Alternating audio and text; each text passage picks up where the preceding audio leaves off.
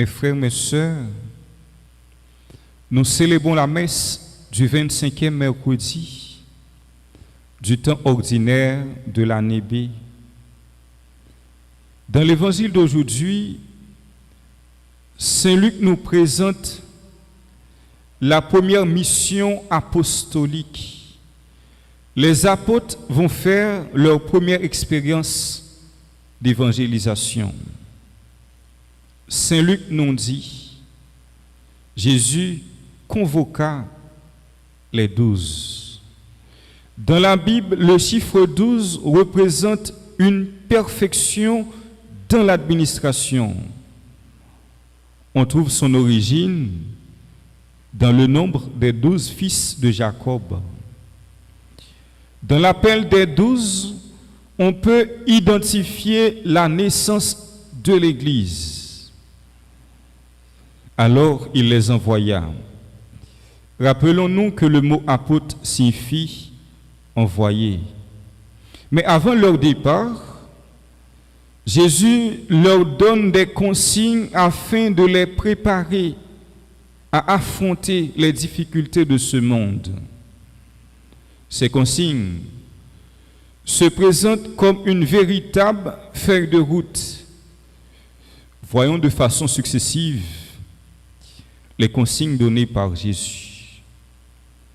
Première consigne, la mission est un don.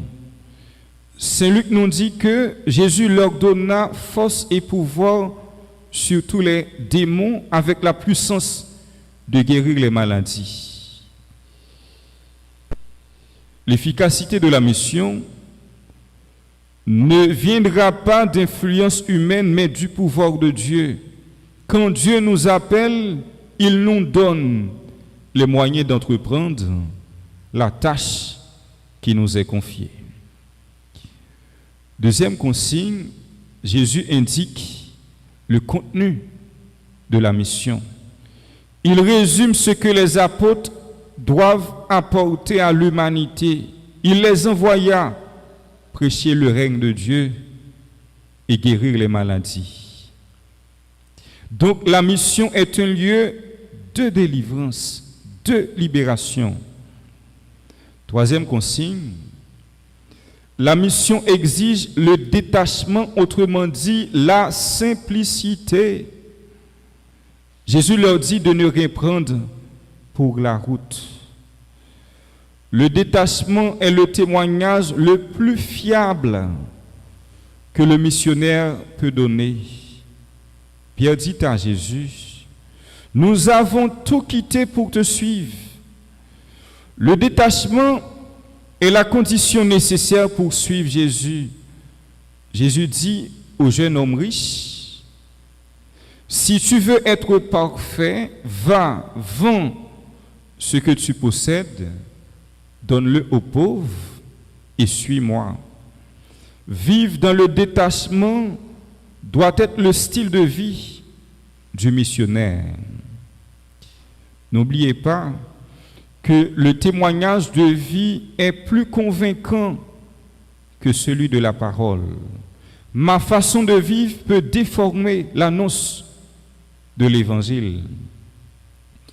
Le pape François disait, « Ne perdons pas notre temps à parler de Jésus si nos actions ne parlent pas aussi de lui. » Saint Antoine de Padoue écrivait, « Notre parole est vivante quand nos actions parlent. » Le plus important, c'est d'être l'instrument docile au Seigneur.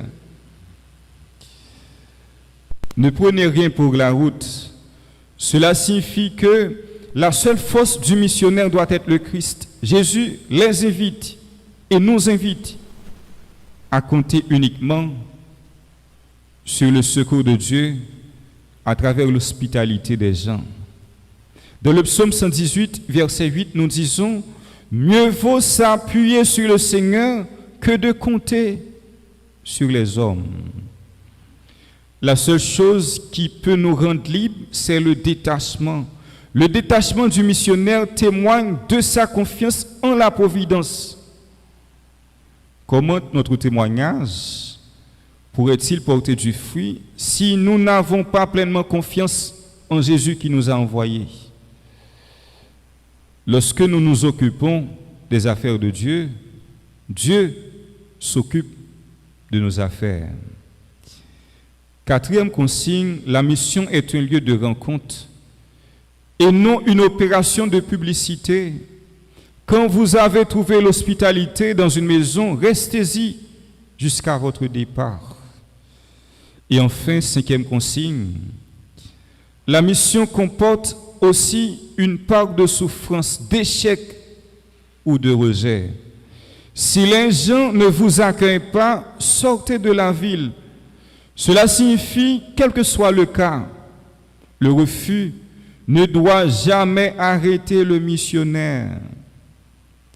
Ce que la poussière de vos pieds, qu'est-ce que cela signifie? Ce que la poussière de vos pieds était une coutume chez les Juifs. Lorsqu'un Juif avait dû fouler un sol païen, il devait secouer la poussière de ses souliers en quittant cette terre païenne jugée impure, de façon à éliminer toute possibilité de revenir chez lui avec quelque chose qui pourrait le rendre impur. Ce que la poussière de ses pieds, c'est un geste qui gagne même signification avec laver main. Geste ça traduit innocence. Rappelez-nous, Pilate, il prend de l'eau, il lave main pour le montrer qu'il n'est pas responsable si on condamne Jésus. Ce que la poussière de vos pieds, ça veut dire, si moun ça n'est pas sauvé, apôtres n'est pas responsable.